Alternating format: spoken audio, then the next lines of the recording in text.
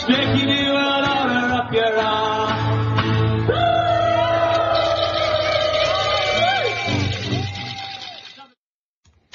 Hi all and welcome back to the Truth, Honour and Integrity Show. My name's Thomas Williams. We've got a packed show tonight. We had 3 shows in 4 days last week. That kind of set a tone in many ways. Thursday's Intel pointed out who the real problem was. Saturday's show with Hayden Ellis, he covered a lot of things to do with the Kingdom of Manna and the World Trust and where we were going with that and how things could potentially play out. And then I left people in, I did a piece at the end, because I didn't want to kind of ruin, it was Hayden's show, not mine, but I felt it was important to put out because of the issues with the shutdown, and I did that piece, and I left no stone unturned who the problem was. This was Saturday night, not Sunday, and the military being the problem, and the Pentagon and a few others who have been in bed with the Roths and have been stealing the American people's money in huge amounts, trillions and trillions, and it's way higher than some of the figures are put out. And I thought, let's see what happens. Well, things did happen, and we'll be covering some of that. And then on Sunday, some didn't like it too much, and I do get that.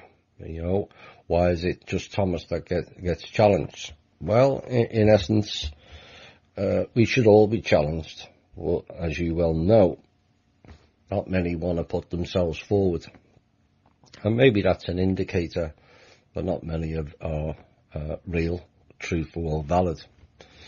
Time will tell, as it always does. But it was a good show, and it's always a good show when we go on with Alan and Steve, and we always have a laugh along the way. And I'm going to try and keep my gulping down. I may start gurgling instead. Some people don't like the gulping and the lighter clicking. Well, I may do it all in one go and get a drum kit and set the drums off as well. But these are the things we have to put up with. And let's get into the show. I haven't decided yet whether to switch things round. We're going to have the news item. I may do the op-ed, depending on between now and the next hour. I may do the op-ed straight after the news item, and then leave the rather large amount of intel for the end. And we'll see how that goes anyway. Right, let's get into the emails and all the details of the show and whatnot. And the email for the show is truth.honour.and.integrity@gmail.com. For those of you in Europe, it's honour is spelt the American way without the U. I know some have struggled with that. And the link for the show is www.spreaker.com/user/8955881. The articles website that's gaining a lot of content now, thanks to Michael Jacquin. That's all his work. So you want to give him some credit, because he did all that, and the People's Club as well. And there's all the live, there's a live link there, so you can listen to the show live from that site. All the archives are there, and there's a special section for the bigger shows we've done. And for those of you who are new, you may want to catch them in sequential order. You'll catch up very quickly on what this show's all about and where we're at. So that's thinkdifferent.thepeoplesclub.org. We have the Facebook social media alternative called MeWe. If you want to send your email address to the Truth, Honour and Integrity @gmail.com. We can add you into that. And we have the People's Club donation website link, all about the foundation that we hope to get funding for sooner rather than later. We'll see. Some promising signs going on currently. And that's thepeoplesclub.org. Right. Let's get into some news items. Kind of boring in many ways.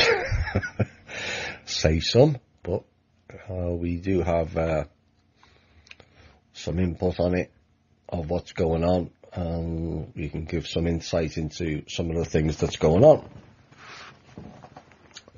So the shutdown was averted, and the lawmakers agreed to fund the government through to February the 8th. Not quite 2 weeks, but nearly 2 weeks, after McConnell, the Republican of Kentucky, said he would address the status of young immigrants called the Dreamers, who were brought to this country illegally as children. And the pact came at a time when trust has been in short supply on Capitol Hill, and it kind of unnerved a lot of the liberal activists, whoever they are, who weren't sure whether to believe McConnell. McConnell went on and delivered a carefully worded speech on the Senate floor, stating that it was his intention to address the DEMA issue, but didn't state when. Anyway, that averted the government shutdown. We'll have the full details of that in the intel. So we may address the Dreamer issue in the next spending bill, or it may come after. There was no specific promise to protect Dreamers, and he suggested that he would offer nothing if the government was shut down again. So there's a lot of fun and games going on, none of which is beneficial to the people. Well, they argue, and it just goes on and on. The Congressional Budget Office said earlier this month that the federal budget deficit reached $228 billion in the first 3 months of the current fiscal year, which is $18 billion more than the deficit in the first quarter of 2016 through 2017. And now this is despite what has been forecast as strong economic growth. And still the budget is in the negative. Well, I think I covered in the last week's show and that piece on Saturday the reasons why. So the deficit is increasing, and that's before all these latest round of tax cuts kicks in. So that's still to be added in. So the US Defense Secretary James Mattis delivered a speech this week also that was rather telling and kind of disappointing in many ways, but again, you know why. And he has said competition between great powers, not terrorism, is now the main focus of America's national security. You get tired of hearing that term, national security. It comes under the whole banner of things, national security. We'll have another bit on national security later. And the US faced growing threats from revisionist powers, as different as China and Russia, he said, unveiling the National Defense Strategy policy. And in an apparent reference to Russia, he warned against threatening America's experiment in democracy. It's news to me. I thought we were a republic, not a democracy, but there you go. If you challenge us, Mr. Mattis said, it will be your longest and worst day. America has been gripped by ongoing investigations, as we all know, into alleged collusion between the Trump 2016 election campaign and Russia. That still goes on. I don't know about you, but I'm getting tired of it all. It's just either he did it or he didn't. It doesn't take nigh on 18 months to decide whether he did or he didn't. I think we all know the answer by now. So Mr. Mattis, who was speaking in Washington, also appealed to Congress to fund the military adequately and refrain from indiscriminate and automatic cuts to the US federal budget. He doesn't complain about the indiscriminate and automatic cuts to the American people, does he? I've not heard one politician moan about that or raise that concern. It's always about military cuts. It's overbloated, it doesn't work, and doesn't provide anything that benefits the people, in my opinion. Maybe they'll realign fairly soon, we'll see. Now, President Trump announced he is seeking to boost defence spending by 10%, or $54 billion, in his proposed budget plan for this year, and hopes to recoup that sum through deep cuts elsewhere, including to foreign aid.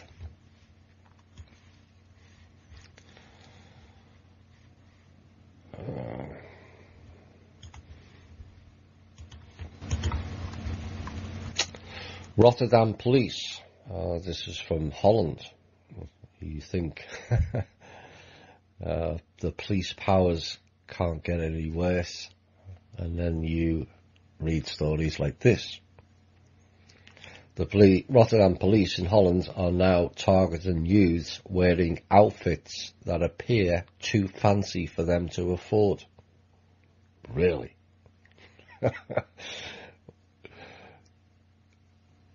The authorities say the controversial practice will help reduce crime in the Dutch port city, and Rotterdam police will soon deploy officers specifically trained to identify people whose clothes don't seem to match their assumed income.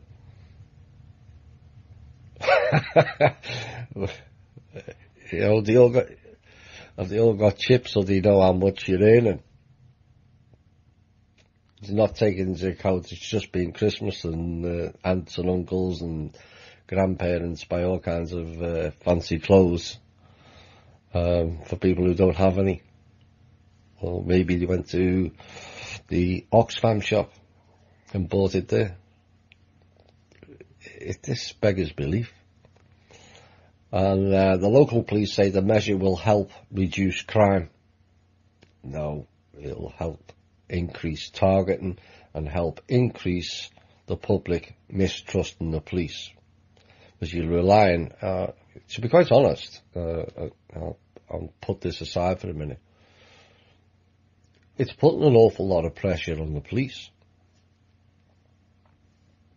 Because how do they, what measures are put forward whereby they decide that X person doesn't earn enough to wear those clothes? Is it colour? Gender? You know, it's setting the police up, because they're the ones that are going to face the anger of the public. Maybe it's time the police told them where to go with these ridiculous policies. I think it's way past time, because that's putting people in a wrong position, that they have to make a decision on a person whether they're assuming they've got no income. They don't know. They can't prove it. And so it's just, what are they going to do? Pull everyone up?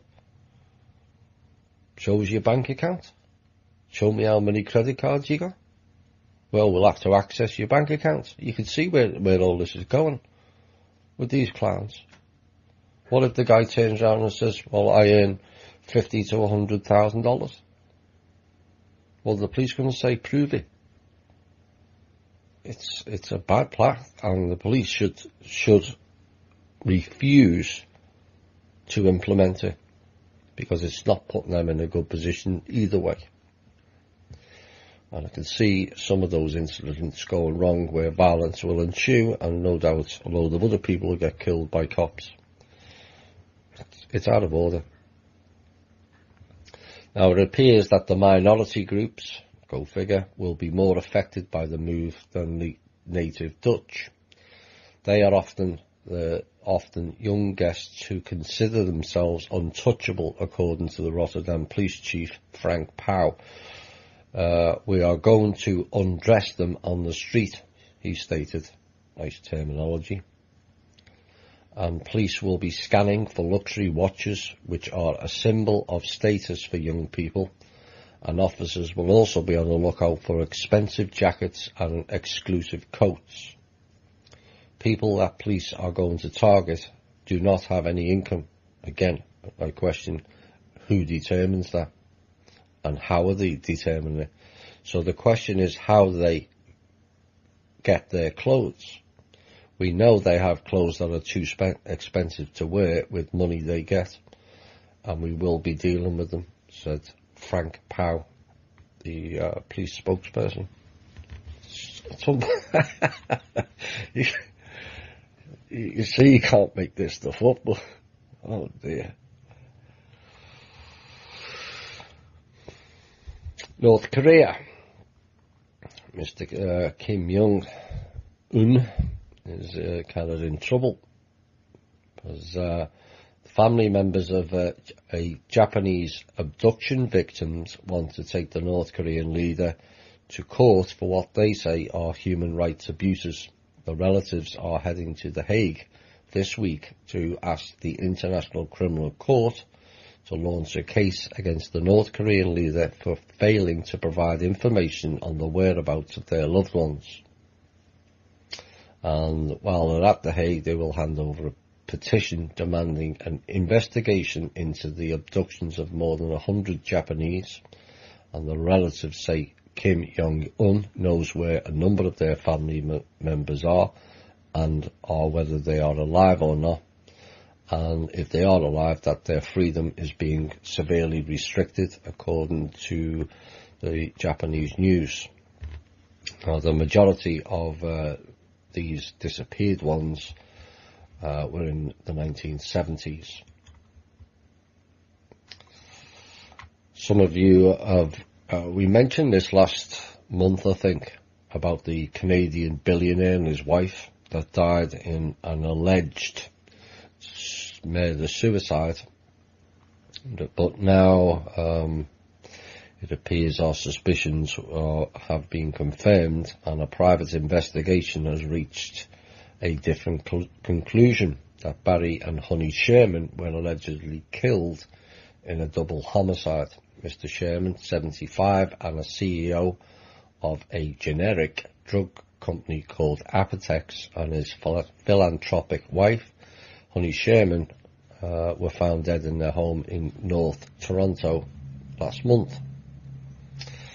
Now, the CEO was allegedly worth near $5 billion at the time of his death. Nice little collection, that. That's probably why he died. They're that short of funds, and they'll do anything to keep going. Anyway, shortly after Toronto police began investigating their deaths as a possible murder-suicide, now the Toronto Star is reporting the Shermans may have been murdered in a contract killing, citing new evidence from a private and family investigation that included a second autopsy that was conducted shortly before the funeral. Both Shermans died by ligature neck compression. A first autopsy of the bodies concluded, and the initial report said the couple died by hanging. But the new autopsy, I beggars belief why it was missed on the first, but there you go. Maybe someone was covering him up. Determined that the men's leather belts were reportedly used to strangle the couple, and also determined that they did not die by hanging. Oops. Somebody else has been playing fun and games.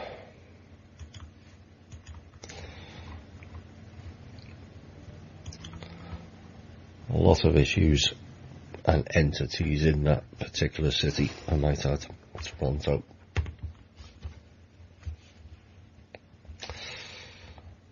FBI Director Christopher Wray has allegedly, you have to say everything allegedly politically these days because there's that much BS about he said, she said. It just goes on and on each week. Just change the names around. Maybe it's deliberate. Anyway, allegedly he's threatened to resign after Attorney General Jeff Sessions pressured him to remove FBI Deputy Director Andrew McCabe. Wray reportedly told Sessions that he would resign if McCabe was removed from his post. Sessions also reportedly told White House counsel Don McGahn about Wray's response to the pressure for him to fire McCabe. McGahn replied by telling Sessions that McCabe wasn't worth losing Wray for. And according to reports, if Wray had resigned, he would be the second FBI director to leave during President Trump's administration. It's like musical chairs. Of course, the first FBI director that was fired was James Comey. And his name still crops up in investigations ongoing. One day those investigations will end and we'll get some truth out. House Ethics Committee announced on Monday it is opening an investigation into allegations that Republican Patrick Meehan sexually harassed a staffer and misused his office budget to pay a settlement. No surprise there.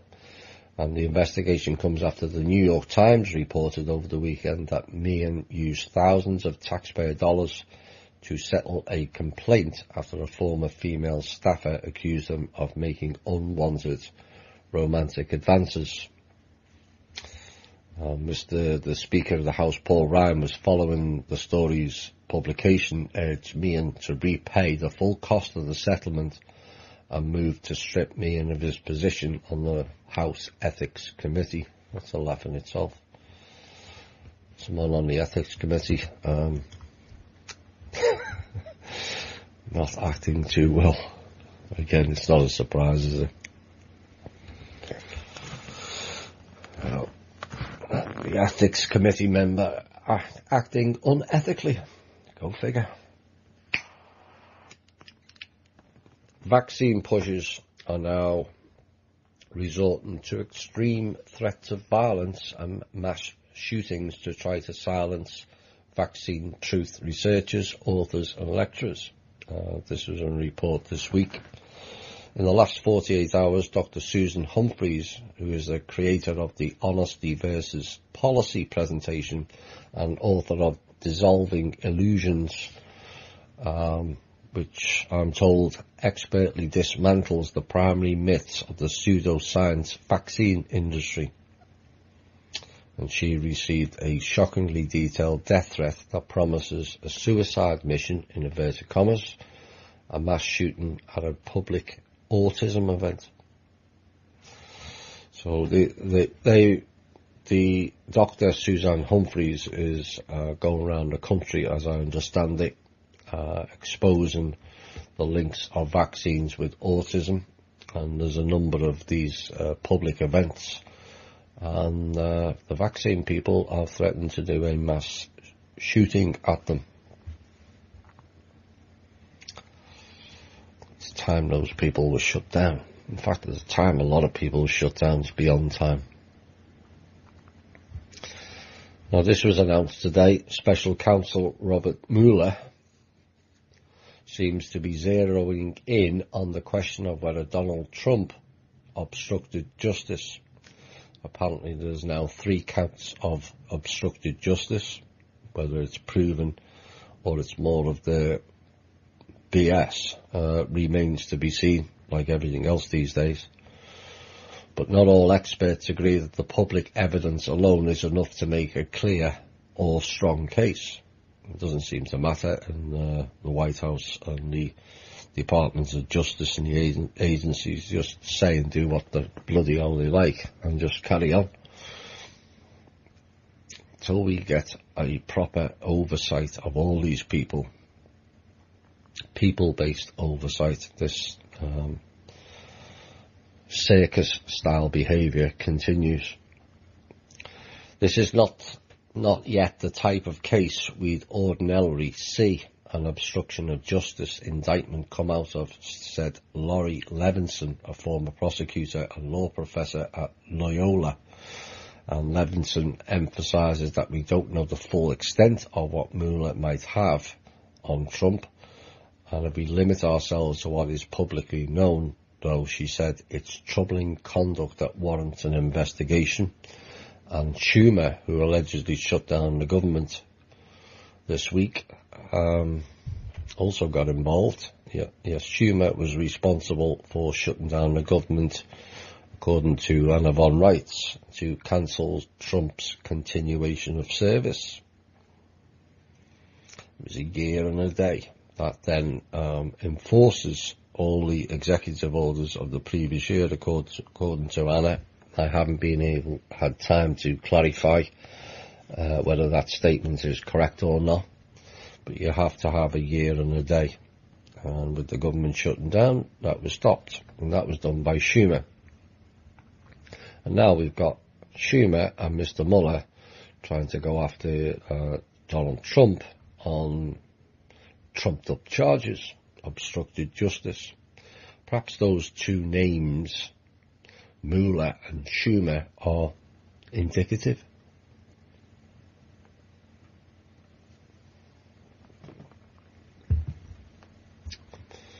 Make your own mind up on that. I've covered it often enough. Faction games.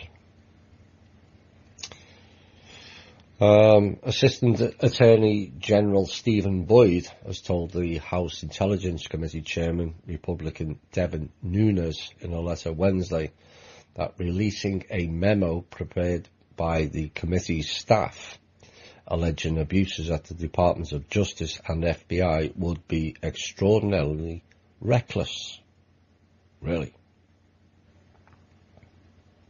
For whom? It's not reckless for the people. We want to know the truth. And Republicans have been urging for the release of the memo, which, as Boyd pointed out, likely contains highly classified information.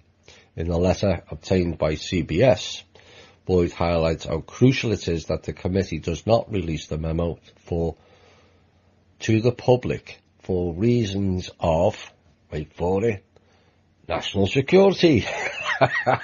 It's those two words again. You know, don't put anything dodgy out, because we'll just say it's national security. Can't tell you about aliens, national security. Can't tell you about this, national security. It's the stock.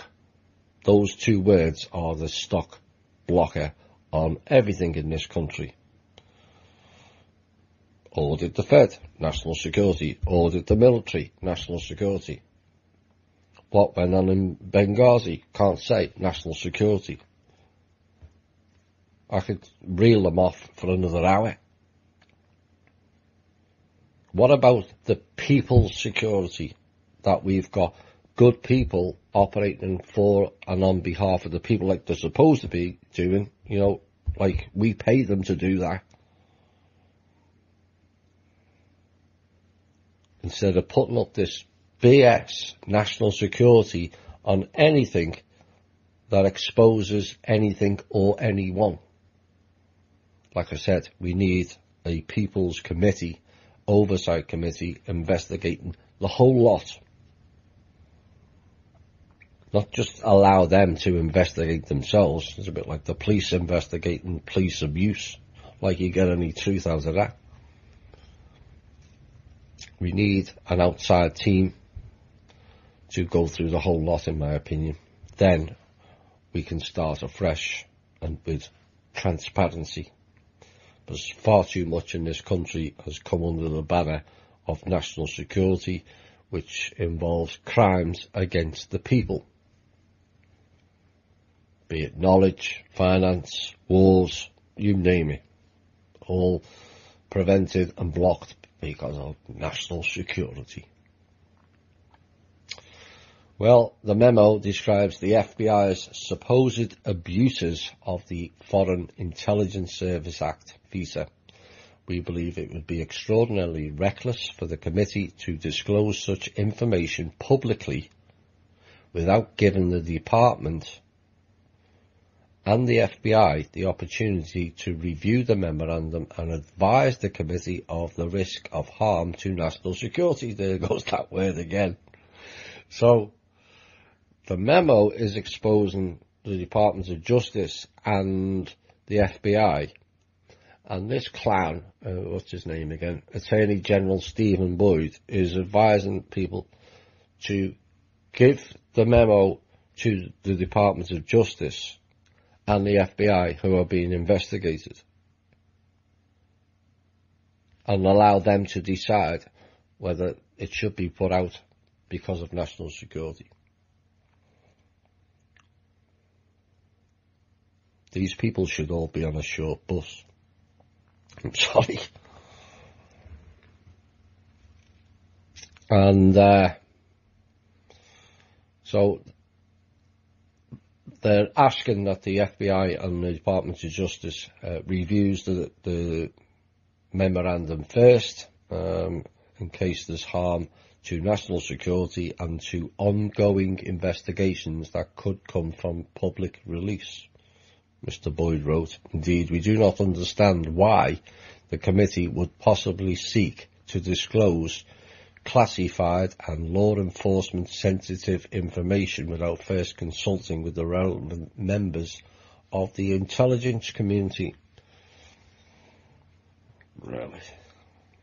Yet again, another example why we need an oversight team.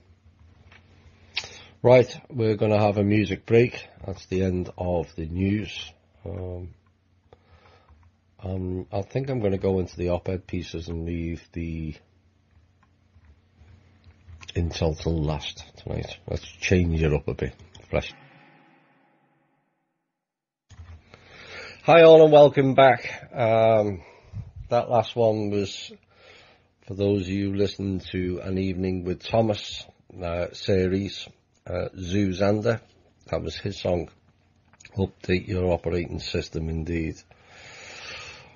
Right, let's get into some op-ed pieces, and we'll leave the fairly extensive intel till last. And these op-ed pieces, I'm hoping this is the last time I have to do this type of op-ed piece, but we kind of got challenged on Sunday, and that's fine by me. Like I said, I'm prepared to put myself out there, and I'm prepared to stand by what I've said in all shows and all comments. And but one or two of OYM's members were starting to question certain things, like how is it the case that only Thomas has the truth? Well, I've never said that, although it's heading more to the minority few than a large collective, which is what we all thought it was. And that saddens me more than anything. But before we get into that, I kind of hate to tell you this, but and it will not really be borne out. Some of you will have already noticed until later, or people who see through the illusion now. But the alternative media is now being used as a tool to discredit anything of any validity. Some of you will have already noticed that it's being used as a tool. They couldn't get their way, and they're realizing more and more people are walking away from the portal people and the mainstream media. People are just not buying it anymore. And this is why they created the fake news meme. And that was designed to deflect and distract you from what is real and what is not. It's all a ball of confusion. Things were already difficult to discern, as we all know. But where it's got to now is it's almost become nigh on impossible in the alternative media. You know, as more, I've said all along, people will expose themselves, and we've all heard the stories of that, and I'll cover some of that shortly. But it just bothers me, it just really bothers me how the depth of it. That's what I find extraordinary. I never imagined. You knew there was agents in it. I knew that from day one. They don't let everything run free. They always try to control everything, as you know. Why? Because they're weak and cowardly. That's why. Only the weak and cowardly have to control others. But it's not just the alternative media. The TV advertisements now have a plethora of adverts, again designed to mock the alternative media platform and those who inside it, who try to bring the truth and expose it. And it's not just the Taco Bell advert either. There are far more others, more subtle ones, that's all in your face once you look properly. And this is the latest theme that they're pulling. Because as more join the alternative media news, and it's all its different guises, that's the last thing they want, of people finding out that life's not what they thought it was. But in essence, this is a victory for the alternative media, that they've had to pay us this much attention to distort everything. But it saddens me how easily people fall into the same trap again, even in our own group. Suddenly a new group pops up out of nowhere, and it's splashed all over Twitter and various alternative media sites and blogs, much fanfare, much promises, and again stating it's all happening. I throw in a giant post of cryptic comments, codes, and bits of already stated information, chunks of which have come from our show, add in a few keywords from our show, and bingo. We have a new white hat group called Q. It's not as if that description I've just given has ever happened before in the alternative media. It has numerous times. Mass arrest, etc., etc. You all know the names. And we all go and get excited, and we all then get deflated. Now, when I wrote this piece, it was over the weekend. What has transpired since then, which will be detailed in the intel, suggests this Q, whoever it may be, is definitely in some sort of know. Otherwise, they wouldn't have certain details that have come from our show. You may see a lot more in the coming days when the intel is delivered. So this heightened increase that's come out of nowhere, and they all get different names and white hats and this and that, and it all goes up and then it all fizzles out, and then it all, you know, it's all the same ingredients: heightened attention, heightened excitement, and then it starts to wobble a bit and then flatlines as dates come and go. We've all seen it too many times before. What I don't want is to see that repeated again. And that's why I kept warning of the site QAnon. It wasn't really telling you anything new. It was just throwing out words that looked, when formed, when a lot of assumption was added in, could be formed into something that would be exciting to all of us, me included. Like I've said before, I would love Corey Goode's, all of Corey Goode's stuff to be correct. Every last word of it. It would be fantastic. I would love all of this Q stuff to be correct. Because we all want an end to the fun and games. But what I don't want is another flatline. We've had too many flatlines.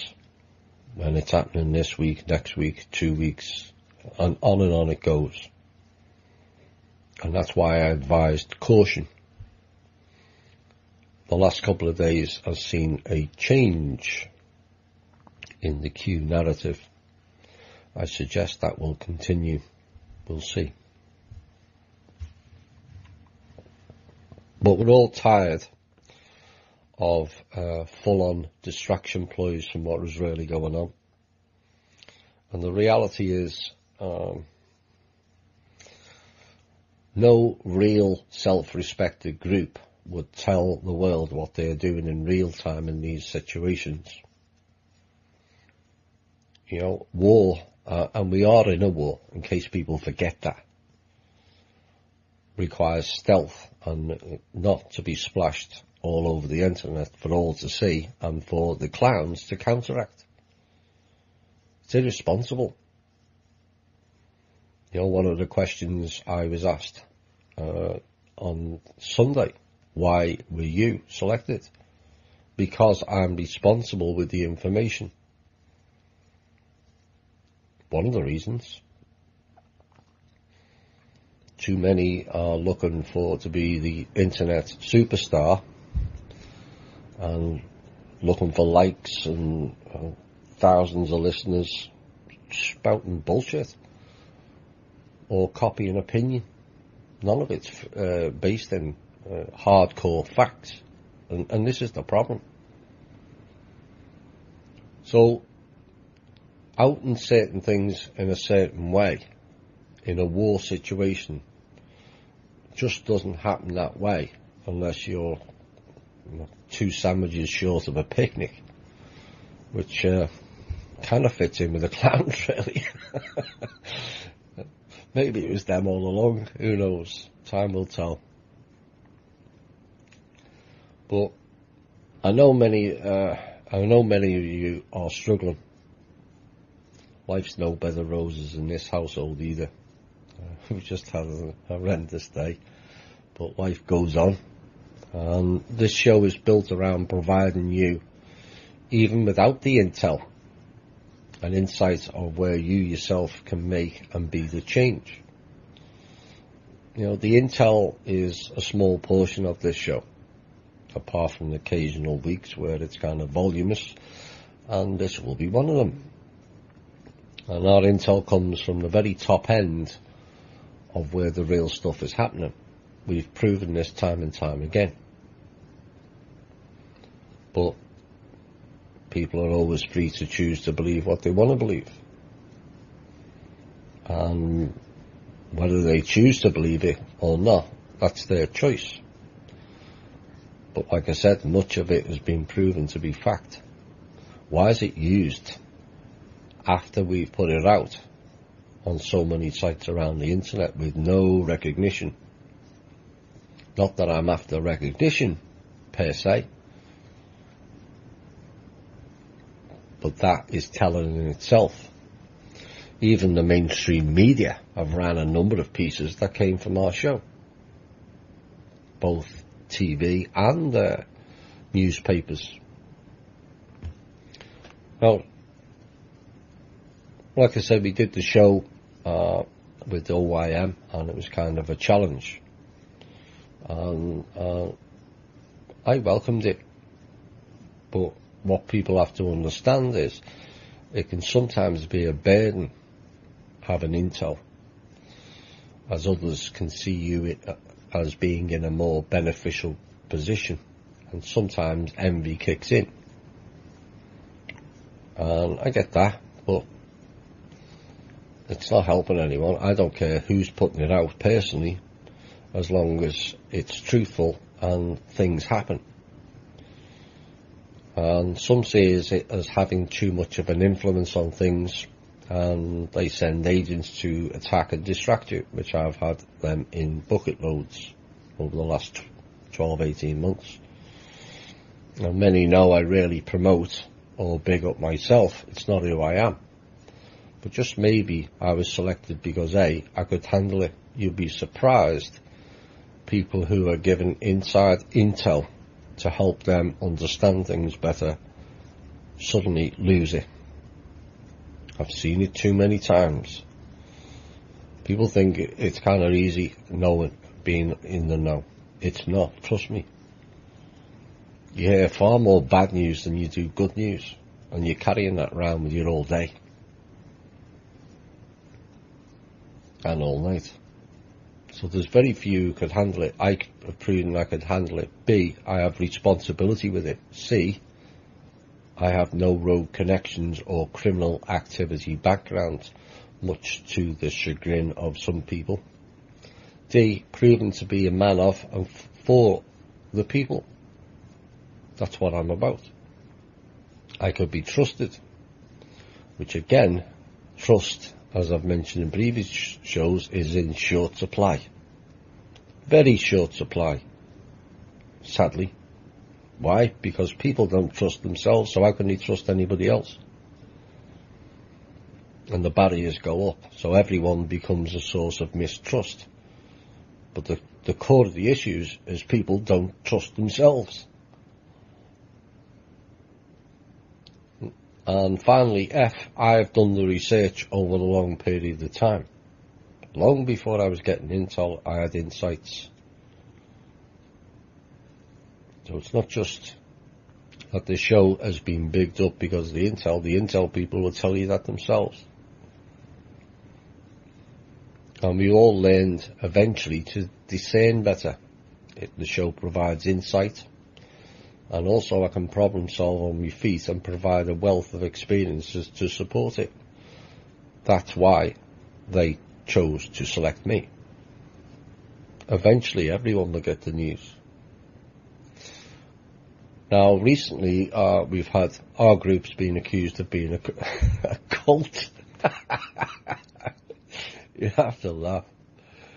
That's always the stock answer for those with limited understanding. And it's also a cabal-oriented meme, dare I say.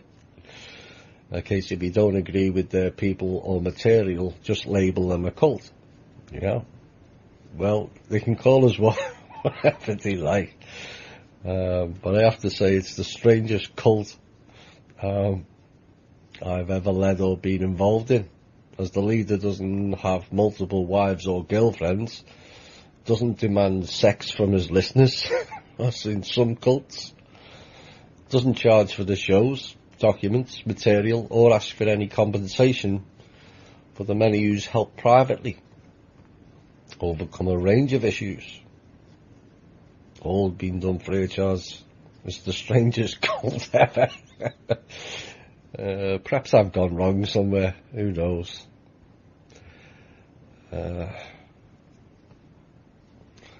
But sadly the thinking process for too many is you are only valid if you are charging money for doing something. Well, why does it have to be that way? Can we all turn around and say that process has worked in the past? Clearly it's not, has it? When everything has to have a monetary value.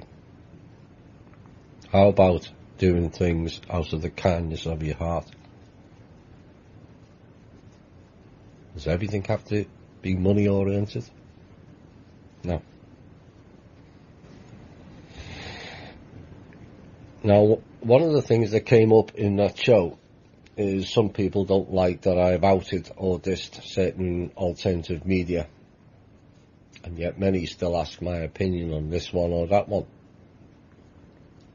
But you can't ask and then project on the person you asked if you don't agree with their opinion. You know, I've said this before, it's kind of unfair that those types of questions are put to me, and it kind of puts me on the spot in many ways.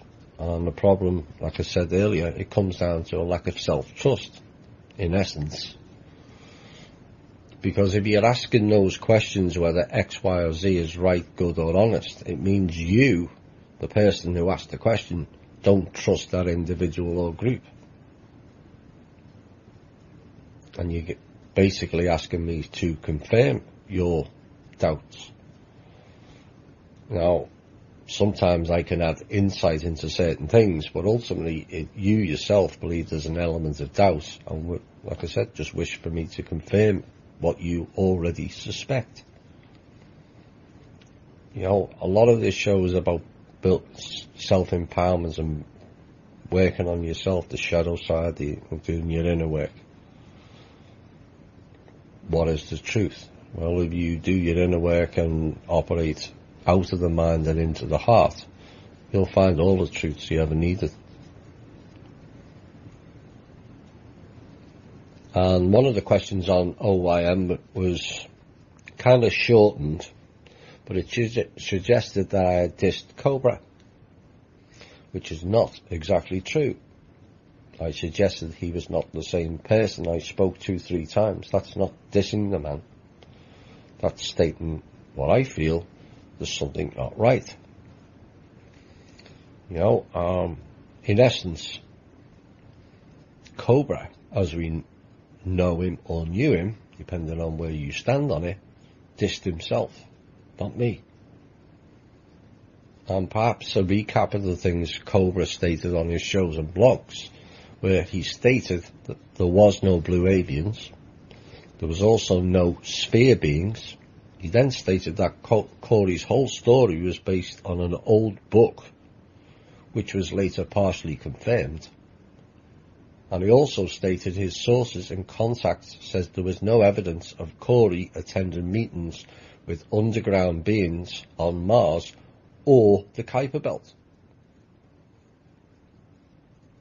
Now, these are all things Cobra said about Corey, not me. I outed Corey first with the blue avians, but that's by the by. But Cobra was asked the same questions, and they were his answers. So Cobra clearly believed on all levels that Corey Good's story was total bullshit. And then suddenly all that's forgotten by most, and Cobra and Corey are all good buddies and doing shows together.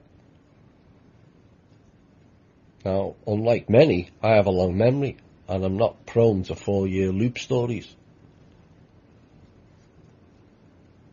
And until Cobra himself explains valid reasons for what is essentially a full 180, then he has dissed himself, not me. I just questioned the full-on change. Cliff High was another name that came up.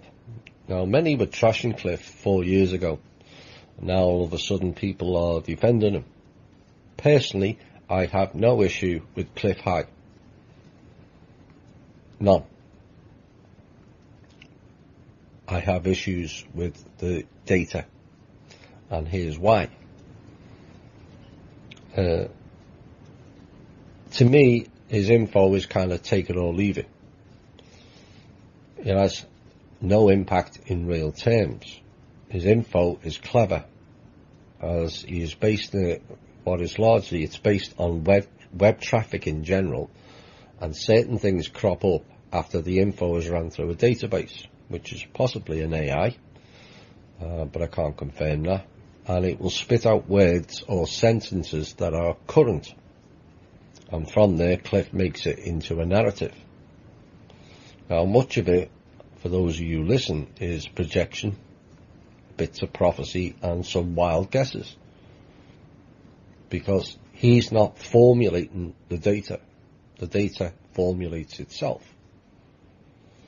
You know, sometimes he predicts silver's going to $10,000 an ounce, and gold's from 300 to you know, something ridiculous, you know, $3,000 to $100,000 an ounce of gold. But to be fair to Cliff, he, like I said, he doesn't determine the data. It's all the web bot.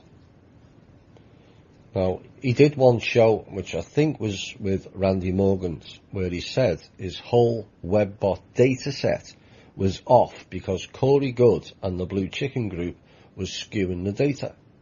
For those of you who follow Cliff High, you'll remember that show.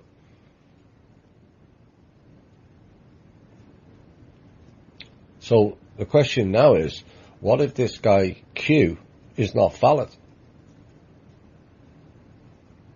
Q's putting out a lot of mass arrest, and this is Podesta, Mueller, and all kinds of names. If all that is wrong, some of it's not, I will state that. That will then skew all Cliff's data again. So then Cliff comes out and does his piece based on what is the most prevalent news item, which is Q. So you can see where it can quite quickly all go wrong, because suddenly there's been a mass injection of data in the one field, like the Corey Good and the Blue Chicken Group, and it set all the data off. Now Cliff, as I said, the info which he presents, he does very well. But you can't say it's based on fact. The above statement about his data being off because of Corey Good proves that. So again, I've not said anything that wouldn't be considered out of order. Cliff High has stated himself his data stream can be distorted, and that to me makes it unreliable. It's interesting to listen to, but you can't base it in fact. I was accused of shredding Corey and Wilcock. Yes, absolutely. There's been enough said by me on that. And the key aspect is they are paid to operate and relay material, albeit dubious, via Gaia TV, which is operated by the Covens. For those of you who are not familiar with the Covens, these are a dark magician group that operates and controls many aspects of our lives, not just ET narrative. And Covens operate to play games with humanity, not serve it. And this is my real reason for outing them. But there's a plethora of things they have said that has changed their narrative. Again, that's not down to me. I didn't ask them to change their narrative. I just pointed it out.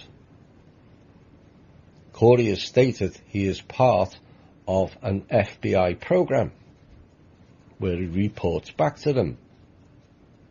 He also admitted working for government agencies, training them to produce trolls and shills for the alternative media. He admitted it. So my question is for the people who question my stance and ignore the fact that both are paid agents for the Covens. The question is being an FBI agent and a shill trainer for the government that trains shills to disrupt the alternative media, someone who we in the alternative media should blindly trust?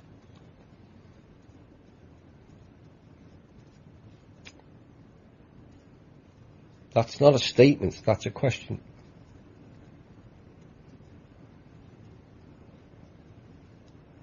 You know, and that's without the latest $6,000 for his wife's teeth. You know what I mean? How is that helping disclosure? And the $12,000 received for him to move house, when his blue avian friends can allegedly move him instantaneously to Mars in the Kuiper Belt, but suddenly can't move him and his belongings in the same state. You know, you just can't make this stuff up. Well, they did. Many fell for it. And sadly, too many still do. I mean, $6,000 for his wife's teeth. Perhaps I'll do a GoFundMe and have my ass hairs manicured and see how much I get. Dear me. It just boggles my mind. Another the OIM listener brought up was Michael Saller.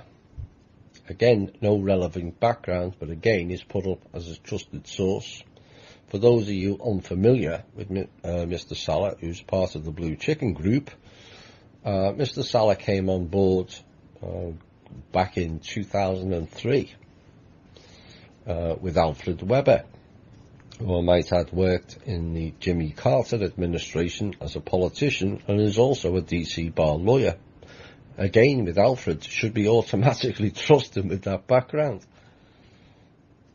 Anyway, Alfred was part of a setup called exopolitics.org, a group covering ET-based narrative around the government suppression of the knowledge of ETs.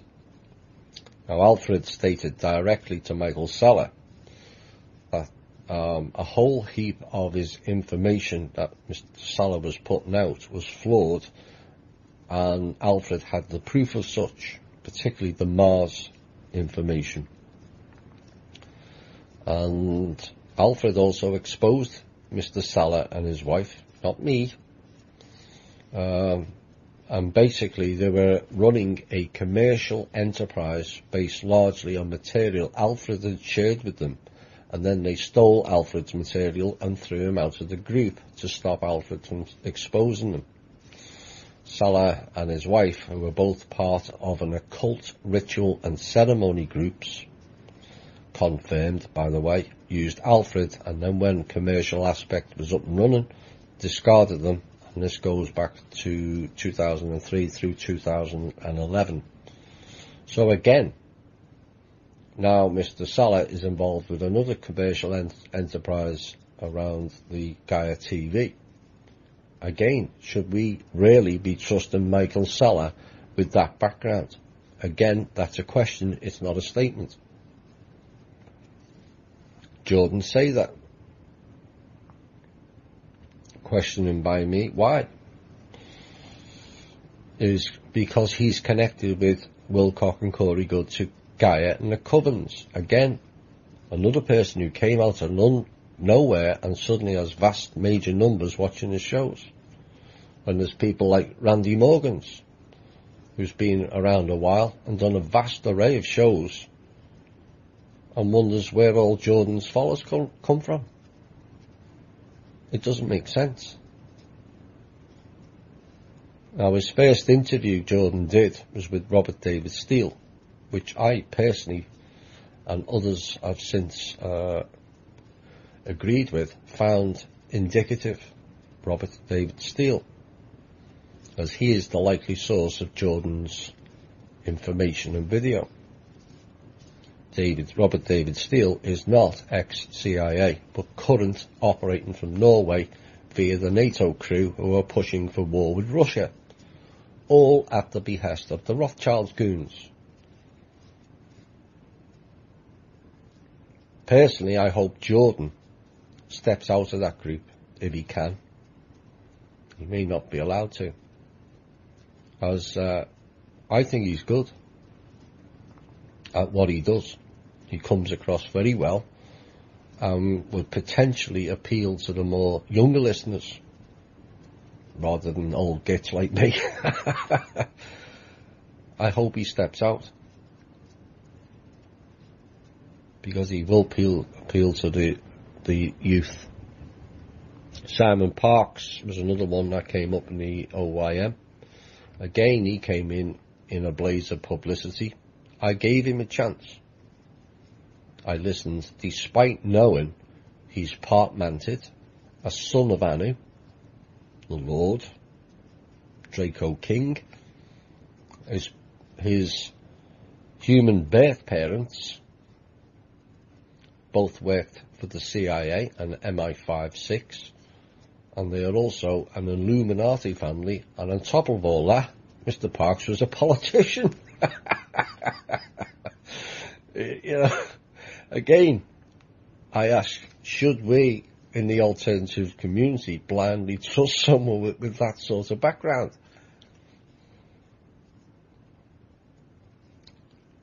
I personally don't think so. But then that's just me.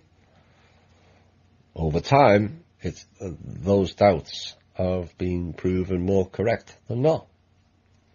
Now, Simon Parkes, I outed because he used his abilities to sexually interfere with the alternative community clients he was seeing. At least 5 or 6 that came forward. There may have been more, which he admitted to. He then blamed it on Anu.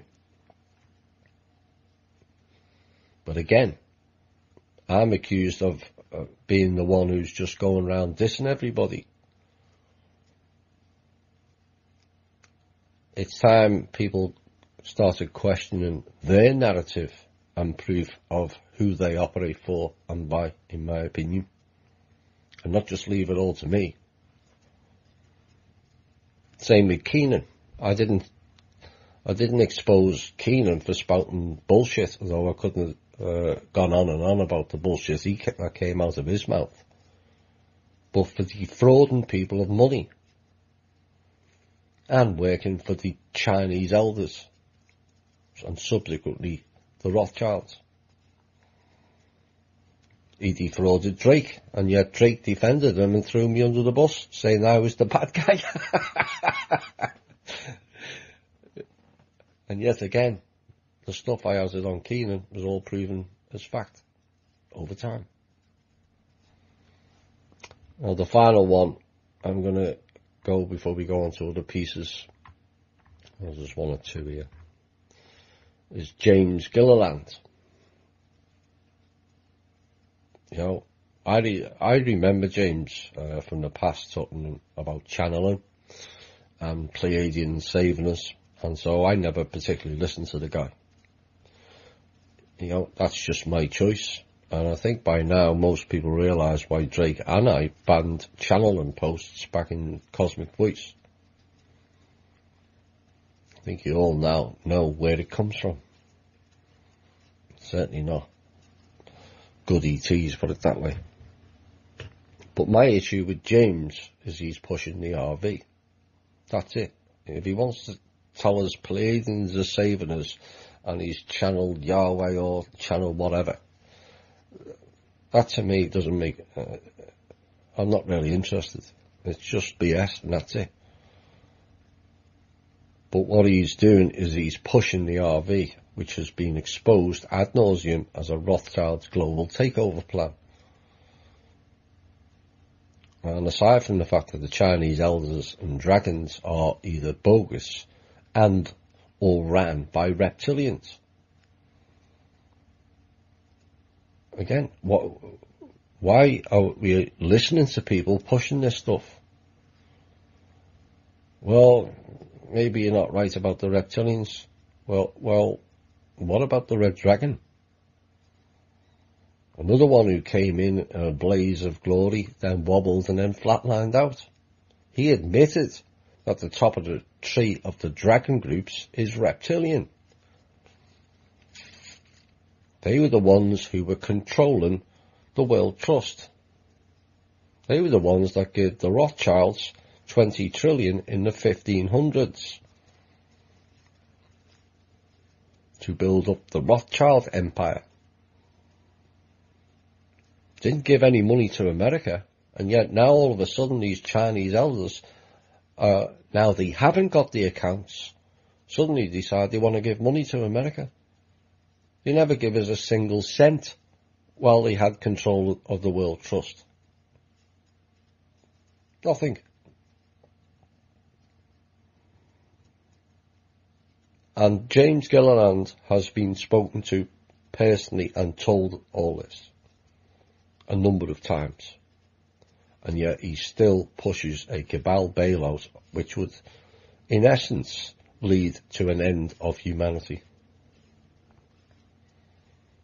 That's what we're facing with the RV. Then they would have the funds to do what the hell they like. But again, according to some, I'm the bad guy for exposing these people.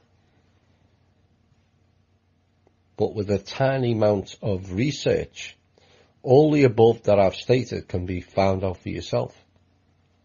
whether you listen to this show or the OYM show or any other show. It's all there.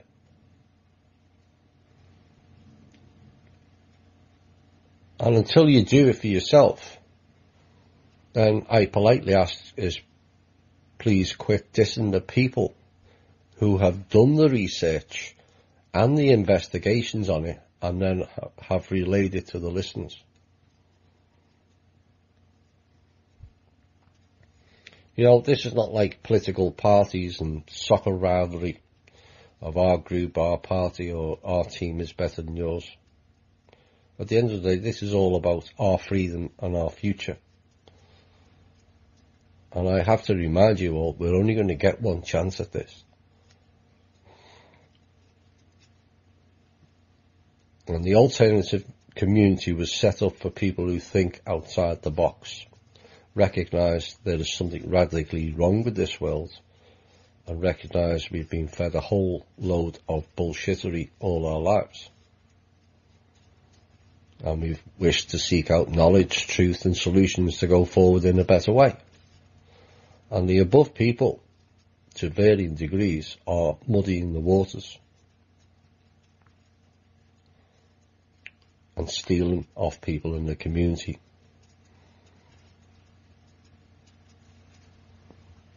Accountability. You know, we want our politicians, we want the Departments of Justice, we want the FBI and the Federal Reserve, the IRS and the military all held accountable. We shouldn't be any different in the alternative community. People are distorting your path to knowledge. Those people should just be shut off. We did offer an olive branch. Both Randy and I offered Corey an olive branch last year. He ignored it.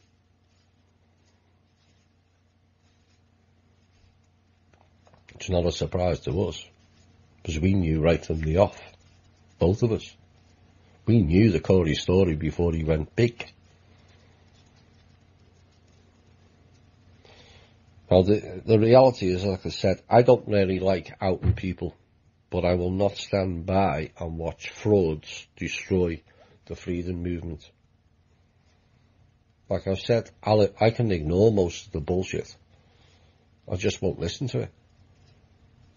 People send me videos, oh, this is really funny what Drake and Kent Dunn and the channeler Sam Muggsy are saying.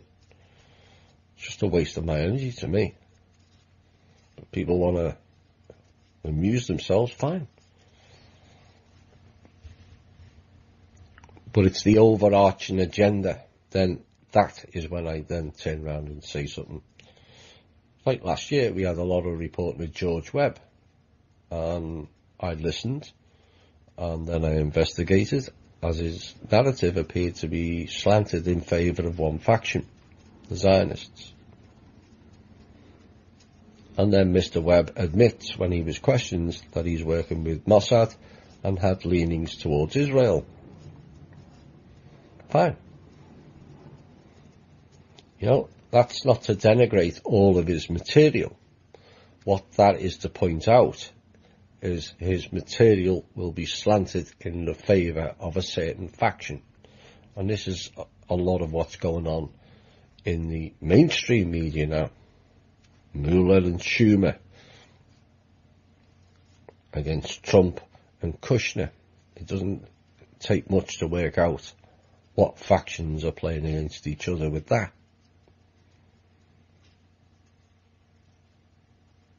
So, Mr. Webb's material, I'm not discounting, because he will be exposing the other four factions, which is fine to me.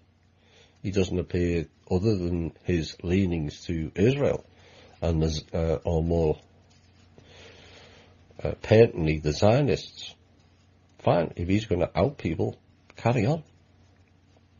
But this is the problem. You have to be aware he is still attached to their system, not ours. And that's what I've tried to help people with. This same faction slanted narrative also applies, as I mentioned earlier, to Robert David Steele, Catherine Fitz, Alex Jones, and Jared Rand. Again, I'll repeat, that does not mean you should discount all of their material, but you have to be aware it is faction-based material and not people-based material. We'll still get disclosure out of it. But as long as you've got that, where you're not going all in with the information, you pull out what you need, then we can go forward with it.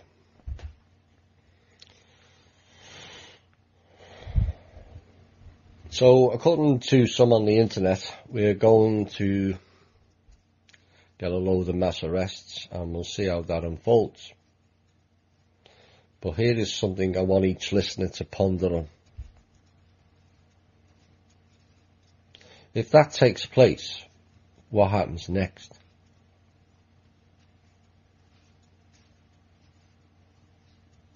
How will you feel?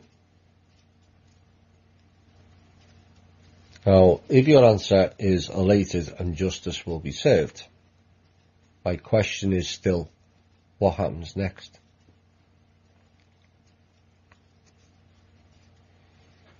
If your answer was cool, now we have an opportunity to move forward and step into their shoes and do better, I have no further questions.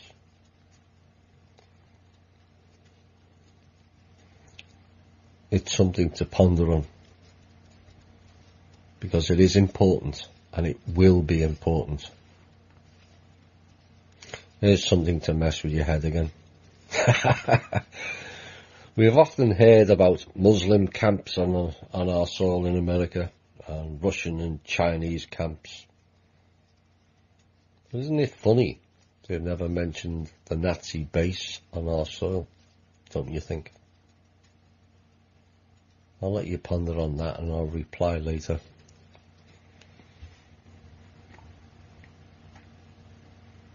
One of the things I've constantly referenced is consumerism and how it's killing us. And the latest shops of this week of Amazon and Apple with no staff. No staff equals no jobs. Equals no pay. Equals no pay equals no one buying their goods. So short of bringing in a load of aliens with a bunch of dollars and dinars, how is losing 800 million jobs to robots going to keep their current consumer system going? Good question. You know, the things people buy these days just never ceases to astound me. I must buy this, as famous names written on it, and bags and cosmetics and perfume, and it just goes on and on. You know, Nike shoes and Jordan shoes or whatever his name is. Yeah. Why have we allowed ourselves to do that? It's senseless. You know, I mean, Jennifer Aniston's perfume and Cindy Crawford's makeup. You know, that what difference will that make for, let's use an example, Karen Hudas? Will it make her look more appealing? No. So why do we buy it? You know, something really doesn't make sense in how they are operating currently. I suspect they may not be operating for much longer, but we've heard that before. But unless there's a push for a basic income pay system to replace all the jobs, it all sounds very nice. But until the clowns and the psychos are removed, we must avoid the seducements they will offer, in my opinion.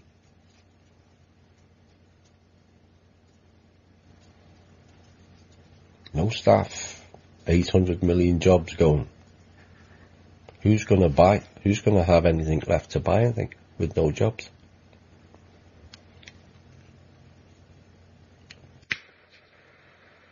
Another example of the cabal insanity, where they want to chew at both ends. Who knows? Now, this came up, has come up a number of times, but it raised its head again this week. And I've often praised our members and listeners at various times. But a few things that have cropped up recently where a number of members are falling into the programming trap again. I wish we would all avoid that.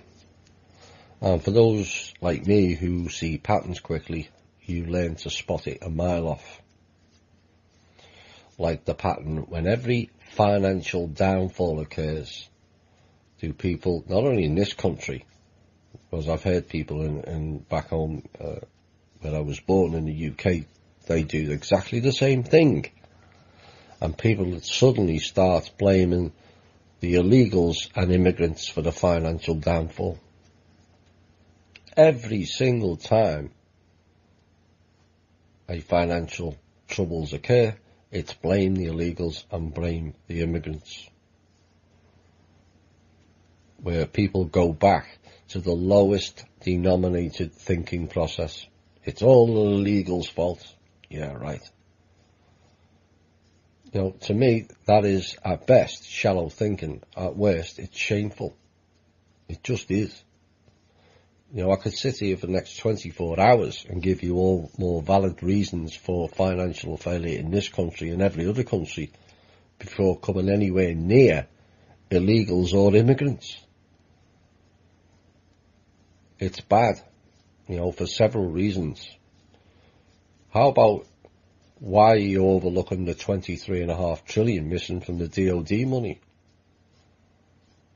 Or the fact that, or missing the fact that the military takes the vast quantity of our budget, add in the Federal Reserve, the Crown and the IRS for that matter. Or are you forgetting who or what brought them here? Could it be our ridiculous foreign policy or the false flag events? Hello, Haiti. Hello, Puerto Rico.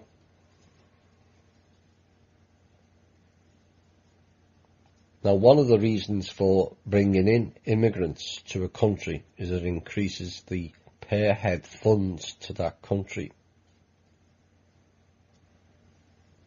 Another reason is the Western countries are having less babies. They needed 2.2 children per family to keep their Ponzi system going. And the financials is one giant Ponzi scheme. And the birth rates for Western countries is down to around 1.1. So they're a baby short. So they bring in peoples from countries who have a lot more kids. This keeps their pension fraud going.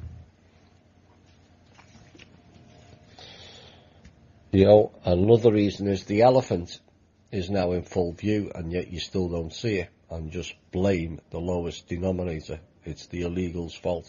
It's the immigrants.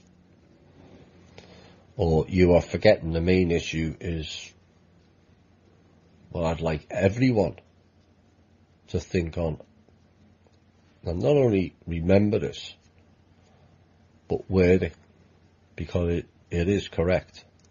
How can you be illegal on your own planet? You know, that line of thinking that somebody's illegal is cabal speak. It's all divide and conquer. And if to be able to move forward as a species, that way of thinking, which to me is abhorrent and absurd, and it has to stop.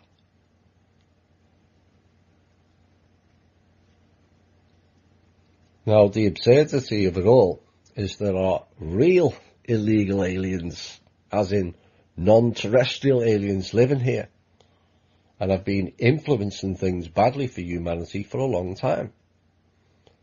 But you never hear, oh, let's deport them.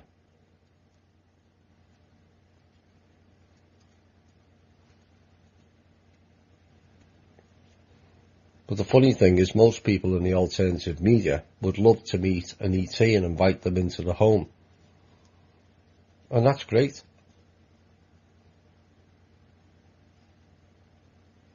But if you won't invite your fellow man into a country and share it, why would ET even bother to go and meet you?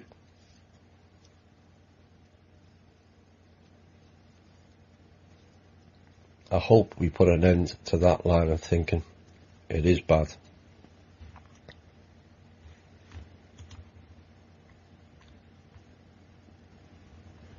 Where are we?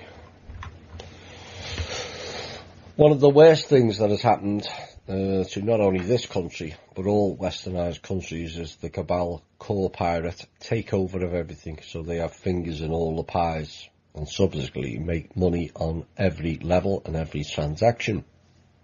And this has a major impact on the whole economy, not just an individual country, the whole lot. But the biggest thing it has done is to stifle growth. And I had a rather interesting discussion with a member this week, and we talked about the lack of entrepreneurial spirit.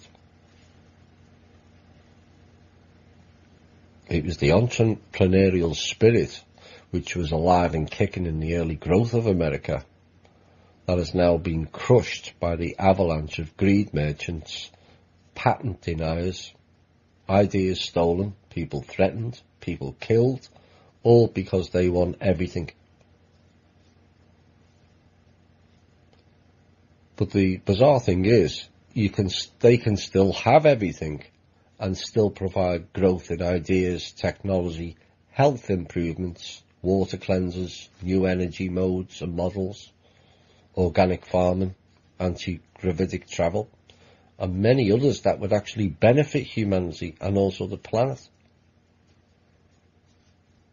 You know, there's an absolutely vast array of people, even those connected to this group, who have got loads of ideas of how we can move forward in a better way,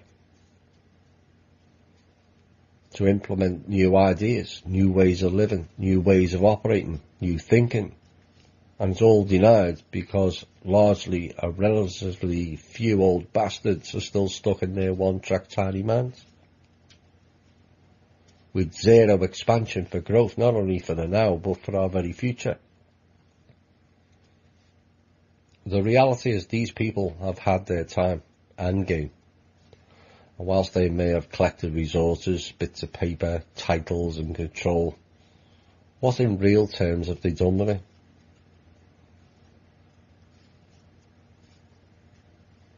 Nothing of any real value anyway. It's all shallow and hollow ideologies, but the key is they haven't managed to do it very well. They have failed spectacularly. And our lesson is to learn to grow and step into their roles and do it, more importantly, in a better way. And we must be better.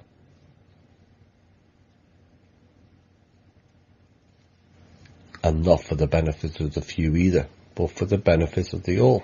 And in my opinion, we don't have much to beat. But we will have a lot of hard work to achieve the desired result we all want. Because if you think it's going to be easy to re-educate the whole populace, think again. The programming runs deep, as covered in the last piece. Blame the illegals. They're the problem. No, please. But with an injection of free thinking, tolerant and caring people backed with a return to the entrepreneurial spirit that encompasses a will to improve one and all, and not just for how much you can make or profit, then we have a real future to look forward to. But But when it happens, it's still only an opportunity. There is no guaranteed success. That is down to we the people. Final piece before I go into a music break. Did you work out where the Nazi base is on our own soil yet?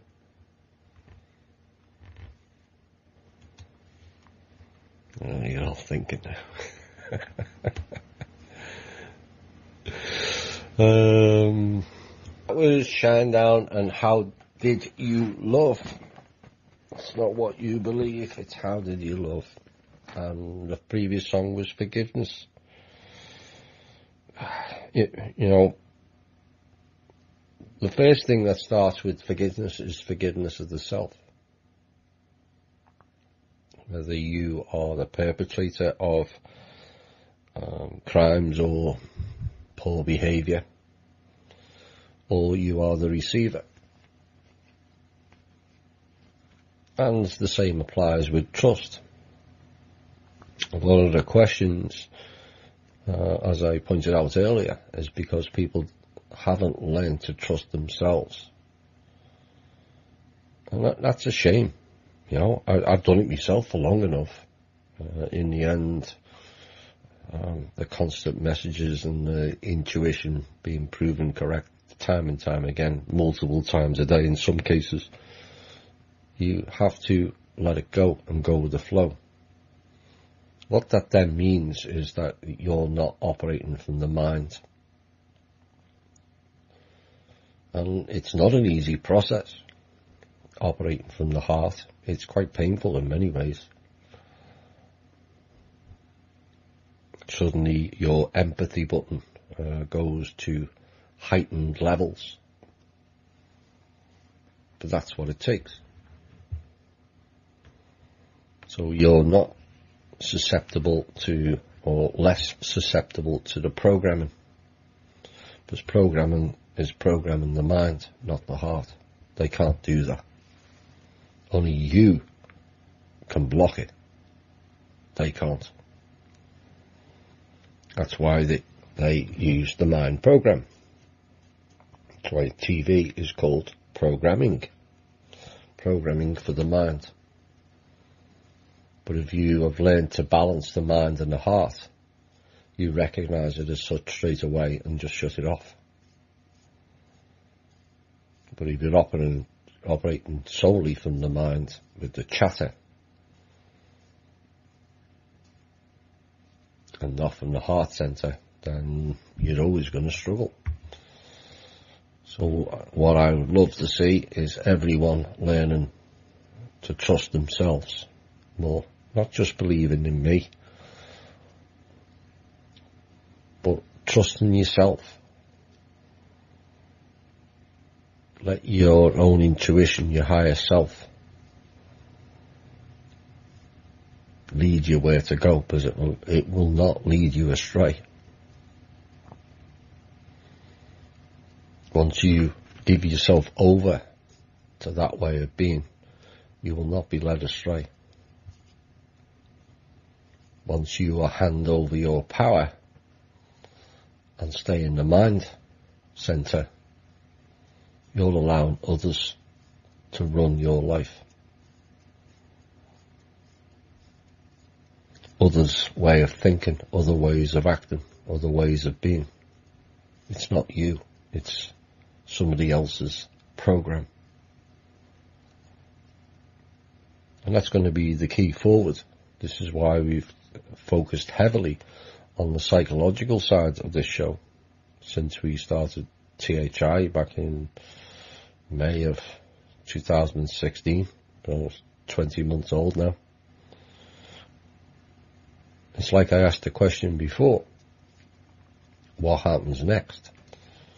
All the mass arrests take place, what happens next? Well, unless we step up, nothing. They'll just insert another clown.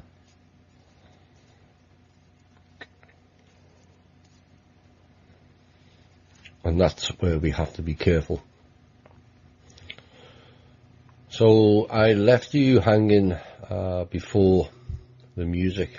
Did you work out where the Nazi base was? Some of you may. The answer was Langley. A lot of you will have missed that. And therein lies the problem. The elephant in the room. The focus is on Muslims and Russian and Chinese being on American soil and, oh, let's all shit our pants because they're coming for us. When we've had a Nazi base here since the Second World War. Dictating foreign policy, corporate, banking, government, and the White House. And it always gets overlooked. Right, we have some intel. Buckle up, because here we go. First off, I want to say the Hawaiian missile. There was no missile fired. There was no missile shot down. That incident did not take place. 100% confirmed. I don't care who's putting it out. What I'm telling you is that didn't take place. There's no evidence for it, and there's reasons as to why it can't take place. Because the codes for launching stuff like that is no longer in their control. Oops. It's fear-mongering again over that side of the world, and we've had a lot of that, and I will tell you why in another intel piece later on, but bear that in mind. The Davos meeting, which has taken place this week, and some are expecting things may be said or take place in that. I will tell you it's a load of nothing and not of any value. So don't go looking for pointers in that meeting. It will be a gathering of people who are basically crapping their pants, thinking, how will we get out of this mess? Again, as the intel unfolds, you'll realise why. Item 3. The Rothschilds, clowns, goons. I run out of words for them, that family. And the Chinese elders were again asked on Monday for payments by the military, the Pentagon and the United States government, known as the RV. It didn't materialise. Go figure. Not telling you nothing new with that. It just rolls on and on.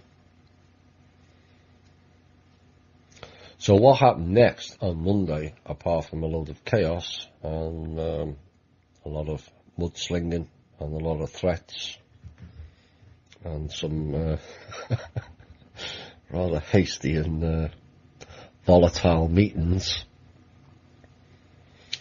the World Trust, which is connected to this show, for those that listen regularly, stepped in. And Mr. Trump was directly shown the evidence and then confirmed the existence and proof of funds via the World Trust. Then the World Trust gave an emergency liquidity fund, was then supplied to the US Treasury and the US government, which cancelled the shutdown of the government. So our team stepped in and prevented the continuation of the shutdown Monday afternoon. This didn't please the Rothschilds and the bogus Chinese elders, as you can imagine. And their reaction was, they then promised the US government, the military and the Pentagon, they would deliver the payments, the RV, again on Tuesday. And that failed again. And now it's going to all be delivered tomorrow, Friday. And we all know by now where that will go, don't we? Fail again.